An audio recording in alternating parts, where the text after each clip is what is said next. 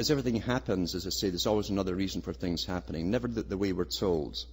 This odd thing with Haiti, I mean, people forget that the UN has been in that country for years. Canada and the States and other countries have been sending policemen in with the blue berets for the United Nations. The RCMP go in there from Canada with blue berets. And they just never quite seem to get the Haitians to give up all of their rights and be dominated and allow all their resources, and there are resources around there still to be plundered, to give it all away to the big boys. And so bang, along comes the earthquake, and do they send in massive relief with all the organizations which they have up? No, what they do is they send in the military, masses of military, because they've announced that first and foremost that area of the Caribbean is necessary for the defense of the United States of America, to have hegemony over it. That's why they're sending all the troops in. This article is from January the 16th, 2010, and it's by Michael Tuzadovsky, Global Research. It says here, Haiti has a long-standing history of U.S. military intervention and occupation going back to the beginning of the 20th century. U.S. interventionism has contributed to the destruction of Haiti's national economy and impoverishment of its population. The devastating earthquake is presented to world public opinion as the sole cause of the country's predicament. A country has been destroyed, its infrastructure demolished, its people precipitated into abysmal poverty and despair. Haiti's history, its colonial past, have been erased. The U.S. military has come up to the rescue of an impoverished nation. What's its mandate? Is it a humanitarian operation or an invasion? The main actors in America's humanitarian operation are the Department of Defense, the State Department, and the U.S. Agency for International Development. It says the USAID has also been entrusted in channeling food aid to Haiti, which is distributed by the World Food Programme. And I'm going to talk more about the World Food Programme when I come back after this break.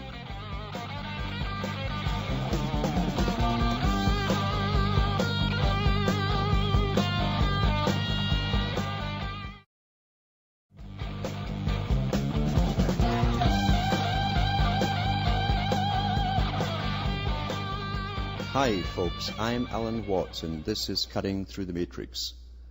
Reading an article from Global Research to do with Haiti and the emergency aid that's supposedly going in there right now. But it's a massive military invasion if you look at it from another point of view.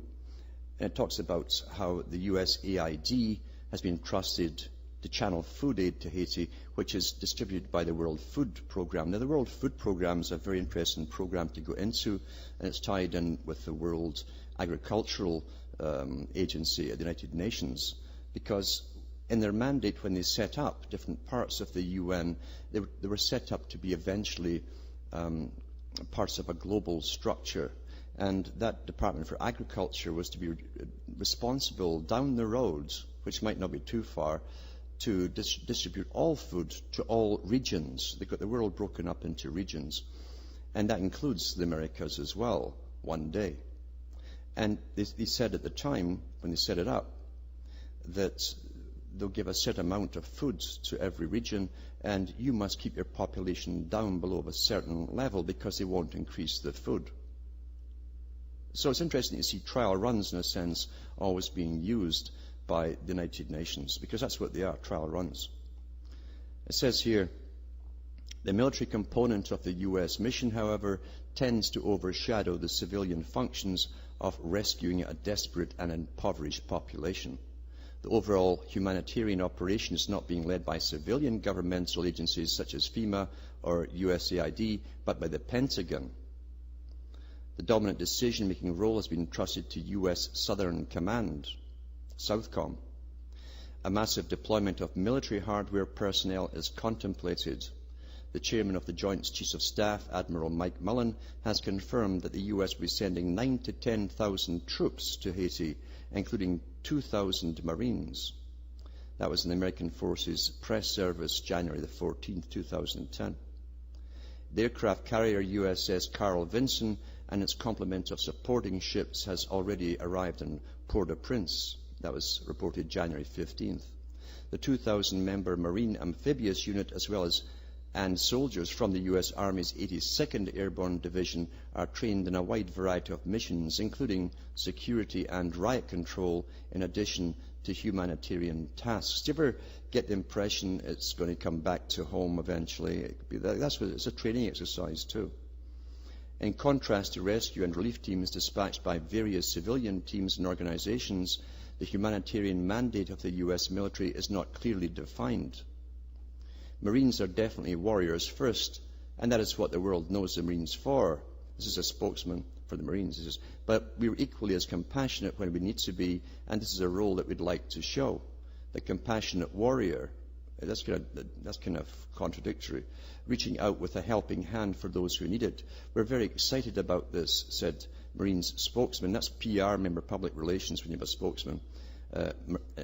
In an article called Marines Embark on Haiti Response Mission, Army Forces Press Services, January 14th, 2010.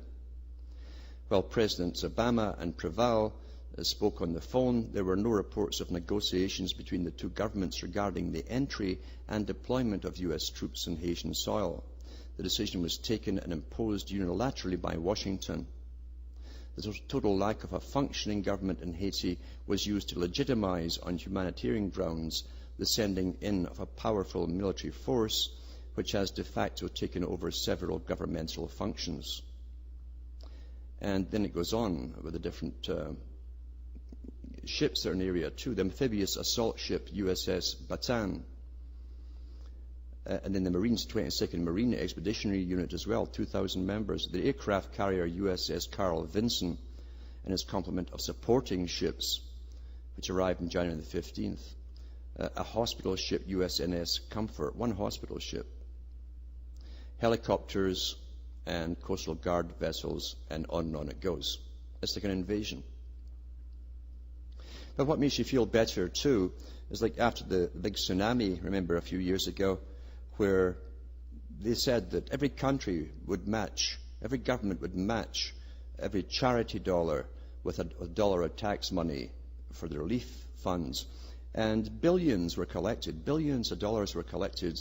And then after all, it was all in, they announced that they'd put Bill Clinton and George Bush Sr. in charge of the fund. And that's the last you heard of it. I said at the time too, that will be the last you hear of it.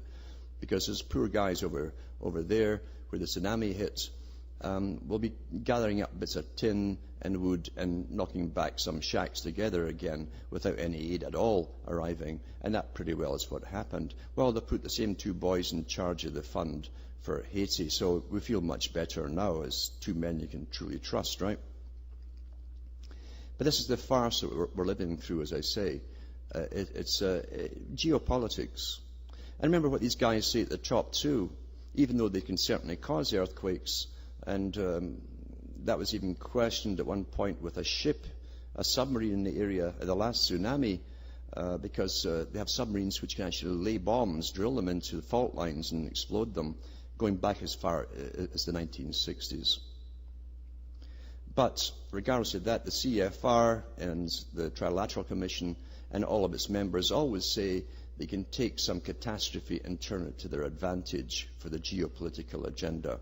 And that will be done with Haiti regardless of what caused it, natural or otherwise.